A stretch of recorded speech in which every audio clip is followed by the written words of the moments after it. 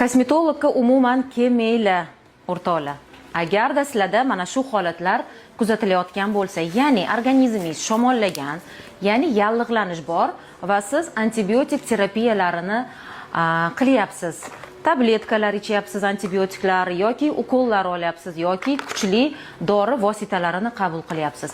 Har qanday eng zo'r preparat ham ishoninglar ishlamaydi.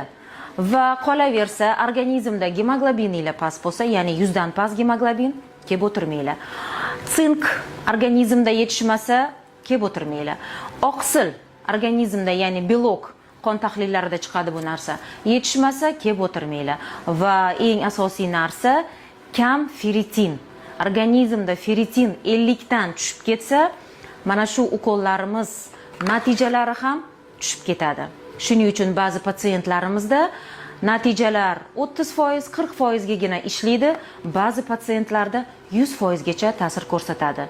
Antibiotiklarni to'xtatib, bir hafta yoki eng yaxshi ta'sir ko'rsatish uchun ukollarimiz 2 haftadan keyin kelinglar. Antibiotiklar tugaydi, 2 haftadan keyin marhamat muolajalarga kelishinglar mumkin bo'ladi. Yoki ukol olgandan keyin ham siz 1-2 oy ichida antibiotik qabul qilsangiz, qilingan barcha vitaminlar organizmdan chiqib ketadi. Doim shu narsani inobatga olinglar. Kosmetologga yozilishdan oldin o'rtoqlar. Sog' salomat bo'linglar. Biz doim sizni go'zalligingiz uchun harakat qilamiz va faqat yaxshi natijalar ko'rsatishga intilamiz.